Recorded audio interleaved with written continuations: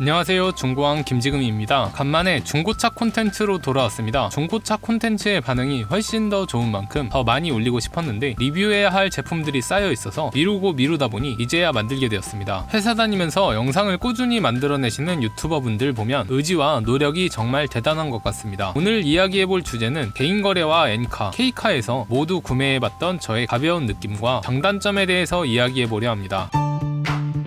첫 번째로 엔카입니다. 본래 명칭은 SK 엔카였으나 2020년 5월 SK 브랜드 사용을 종료하고 그냥 엔카로 변경이 되었습니다. 아직까지도 많은 분들이 SK 엔카로 알고 계시죠? 엔카는 중고차계의 오픈마켓이라고 생각하시면 되는데요. 국내 중고차 거래 플랫폼 중 가장 큰 규모를 갖고 있습니다. 그만큼 전국 각지에 있는 딜러들이 매물을 올려 엄청난 등록 대수를 보유하고 있습니다. 엔카에 없는 차는 다른 사이트에 없다고 해도 과언이 아닐 정도로 엔카 하나만 봐도 전국 웬만한 매물은 거의 다 볼 수 있죠. 덕분에 엔간치 희귀한 매물 아니면 엔카에서 구할 수 있습니다. 심지어 20년대 초중반에 엘란트라까지 올라와 있군요. 매물이 많은 만큼 구매자에게 다양한 선택권이 있습니다. 다양한 매물을 보고 저울질 할 수도 있고 원하는 옵션과 색상을 최대한 맞출 수도 있습니다. 중고차 특성상 100% 맞추는 건 거의 힘들긴 하지만 비인기 차량에 조건이 까다롭지만 않다면 웬만해선 다 맞출 수 있더라고요. 딜러끼리도 판매 경쟁을 하는 구도이기 때문에 협상을 통해 내고를 할 수도 있죠. 허위 매물도 최대한 관리해서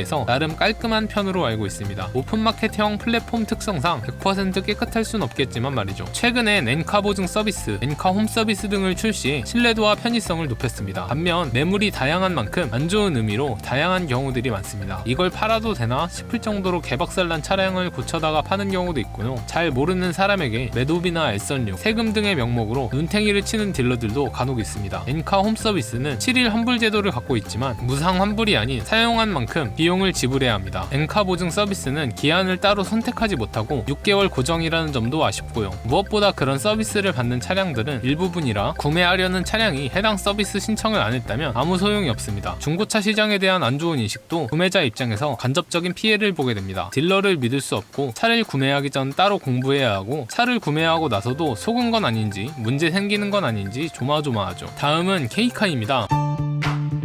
본래 SK엔카 직영점이었으나 중고차 시장 대기업 규제로 해당 부서를 매각하면서 K카로 사명이 변경되었습니다. 하지만 오히려 좋아진 부분들이 많은데요. 대표적으로 K카 워런티 보상 부분이 넓어졌습니다. 기존엔 엔진과 미션 정도만 보증을 해줬다면 이젠 일반 부품까지 보증을 확장했습니다. 수리를 맡길 때마다 국산차 5만원, 수입차 20만원의 자부담금을 내야 하는 사실상 보증보단 보험의 개념이지만 이 정도만 해도 중고차 시장에선 대단한 거죠. 보증 서비스보다도 더 큰 장점은 홈 서비스입니다. 중고차 살 때 가장 큰 스트레스가 불안감이죠. 허위 매물은 아닐까? 딜러가 나한테 눈탱이 치는 건 아닐까? 차량 상태는 고지한 것과 같을까? 내가 모르는 결함이 있는 건 아닐까? 기껏 멀리 갔는데 헛수고하고 돌아오면 어떡하지? K카는 탁송비만 지불하면 차량을 원하는 장소에서 받아볼 수 있습니다. 덕분에 집과 멀리 떨어진 곳에 있는 매물도 부담없이 구매 후보군에 넣을 수 있죠. 이건 일반 딜러들도 가능한 거라고요? 한 가지가 더 있습니다. 3일 무상 환불 제도입니다. 단순 변심이어도 조건 없이 환불 가능합니다. 물론 탁송비까지 환불이 되지 않습니다. 가격도 크게 비싸진 않은데요. 제가 대구에서 서울로 차량 탁송을 받았을 때 약 10에서 15만원 정도를 냈던 것 같습니다. 딜러가 서비스를 신청해야만 가능한 엔카 홈 서비스와는 달리 K카는 10년 혹은 20만 킬로 이상 되는 차량이 아니면 국산, 수입 관계없이 모두 홈 서비스 이용 가능합니다. 탁송으로 구매하기 불안한 엔카와는 달리 직영 운영이라서 안심하고 탁송 서비스를 이용해도 괜찮죠. 직접 안 가도 되고 보증 가입도 되고 환불도 가능하니 중고차 초보자들에겐 더할 나위 없는 것이죠. 다만 업체 하나가 운영하는 거라 매물수가 적어 원하는 매물이 없을 가능성이 높습니다. 색상과 옵션까지 맞추려면 더더욱 어렵죠. 아반떼, 소나타, 그랜저 같이 길에서 흔하게 볼 수 있는 국민 차량이 아닌 경우는 꼭 구매 예정 몇 달 전부터 눈팅을 하면서 매물 파악하시는 걸 추천합니다. 이전 영상들에서 K카에 대해 꽤나 자세하게 풀어왔기 때문에 나머지는 제 다른 영상들을 참고해 주시면 됩니다. 마지막으로 개인거래입니다.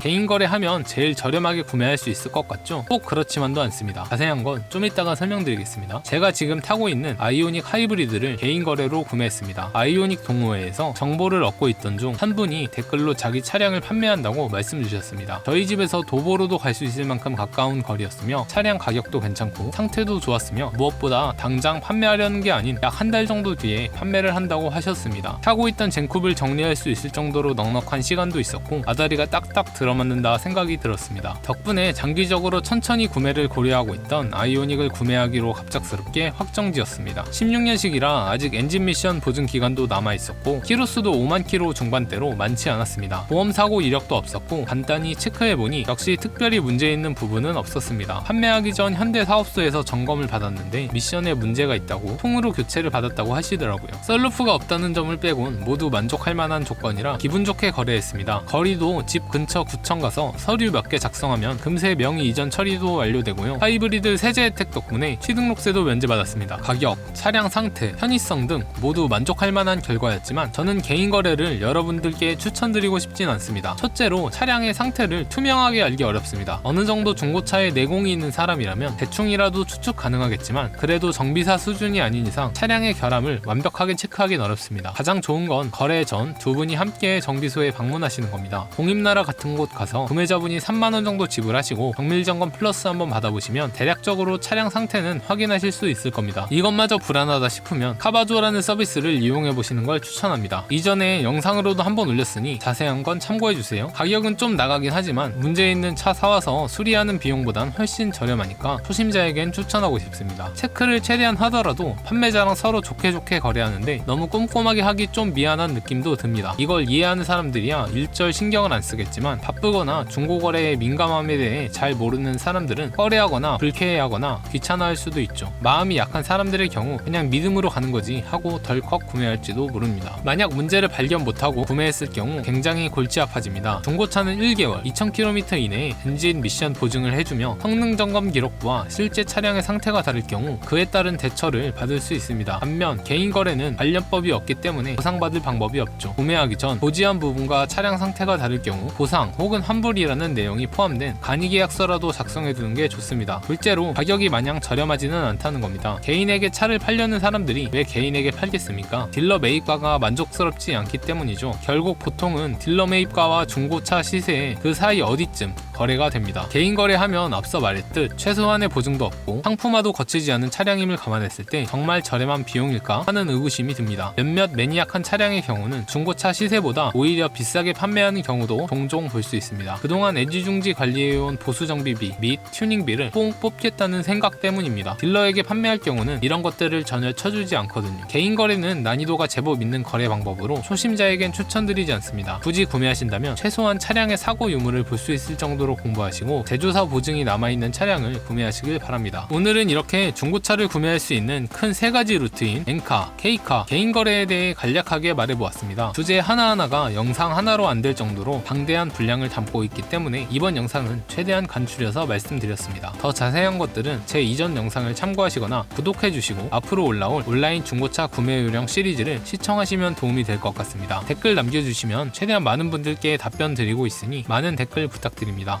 그리고 링크만 주시고 좋냐 안 좋냐 물어보시면 제가 살펴보기도 어렵고 대답해드리기도 애매합니다. 어떤 차량을 보고 있는데 어떤 부분 때문에 고민된다는 식으로 달아주시면 더 도움이 될 수 있는 답변을 드릴 수 있을 것 같습니다. 시청해주셔서 감사합니다. 지금까지 중고왕 김지금이었습니다. 오늘은 첫 번째 시간 온라인으로 중고차 고르는 게 중요한 이유입니다. 첫 번째, 서류만 봐도 생각보다 많은 정보를 알 수 있습니다. 요새는 중고차 관련 법규가 강화돼 서류를 통해 생각보다 많은 정보를 얻을 수 있습니다. 딜러의 차량 설명, 성능 기록부, 보험 이력 이렇게